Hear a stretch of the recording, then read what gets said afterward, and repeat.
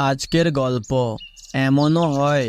কলমে জয়তী মিত্র উচ্চ মাধ্যমিক দেবার পর মা আর দাদারা মিলে বিয়ে দিয়ে দেয় মিতার।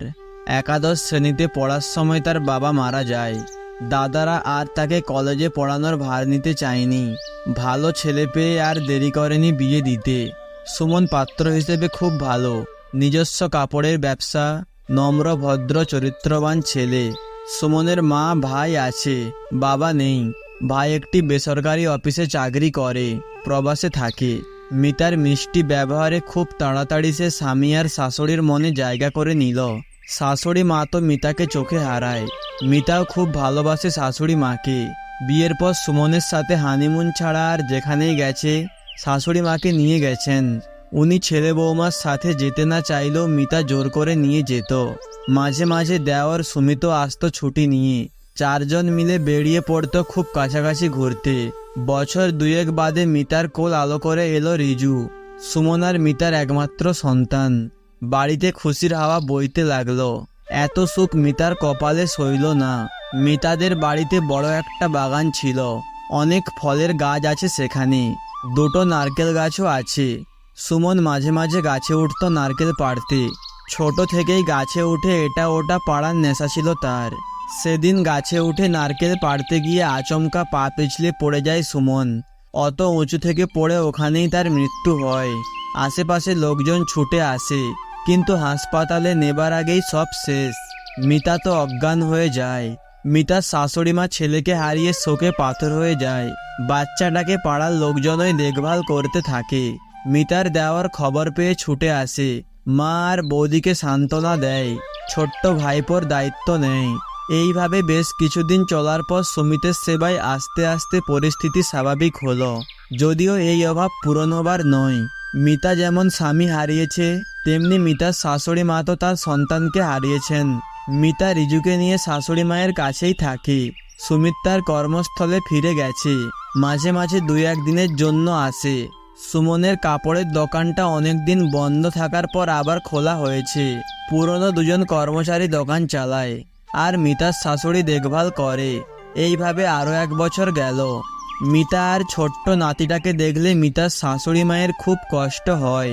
মনে মনে উনি ভাবেন, উনি যখন থাকবেন না তখন এদের কি হবে। এতটুকু একটা শিশুকে নিয়ে একা কি করে জীবন কাটাবে মিতা। বাপের বাড়িতে দুই দাদা বিবাহিত, তারা তাদের নিজেদের জীবন নিয়ে ব্যস্ত। মিতার মা ছেলেদের সংসারে থাকে। মিতা আর রিজুর দায়িত্ব তো তারা নেবে না। দাদারা প্রথমে দু একবার এসেছিল, তারপর আর আসে না দায়িত্ব নেবার ভয়ে। নাতি আর বৌমার ভবিষ্যতের চিন্তায় অস্থির মিতার শাশুড়ি। অনেক ভেবেচিন্তে তিনি ঠিক করলেন ছোট ছেলের সাথে বৌমার বিয়ে দেবেন। যদিও এমন কাজ করতে তাকে অনেক বাধার সম্মুখীন হতে হবে। সমাজ তাকে ছেড়ে দেবে না। যাদের জন্য ভাবছেন তারাও রাজি হবে না। না হোক, কিন্তু বৌমা আর নাতির জন্য তাকে এই অসম্ভব কাজটা করতেই হবে। ছোট ছেলে আর বৌমাকে কথাটা বলতেই দুজনেই বেঁকে বসলো। মিতা বলল, না মা, এ অসম্ভব, আমি পারবো না। ওদিকে ছোট ছেলে বলল, বৌদি আমার দিদির মতো, আমার দ্বারা এই কাজ হবে না। মিতার শাশুড়ি রিজুকে দেখিয়ে বলল, এই শিশুটার মুখের দিকে তাকিয়ে তোরা রাজি হয়ে যা। আর মিতা, স্বামী না থাকলে মেয়েদের অনেক বিপদ মা। আজ বুঝতে পারছো না, কাল বুঝবে, যেদিন আমি থাকবো না।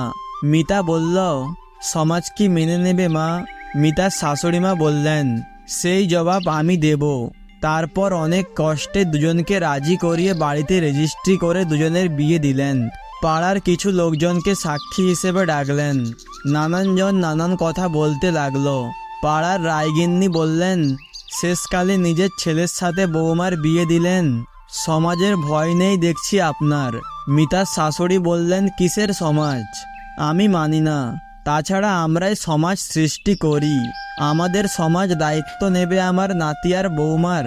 আমার বড় ছেলে মারা যাবার পর কদিন আপনারা আমার নাতি আর বৌমার খোঁজ নিয়েছেন। আমার সংসার আমি বুঝবো, আমি কি করব। আমার বৌমা আর ছোট নাতির কথা ভেবেই আমি এই সিদ্ধান্ত নিয়েছি। ওরা দুজন কেউ রাজি ছিল না। তারপর অনেক বছর কেটে গেছে। রিজু এখন অনেক বড় হয়ে গেছে। সুমিত আর মিতা সুখী দাম্পত্য জীবন পালন করছে। আজ মিতার শাশুড়ি মা নেই। ওনার আশীর্বাদ সবসময় তাদের সাথে আছে। মিতা ভাবে এমন শাশুড়ি মা যেন ঘরে ঘরে থাকে।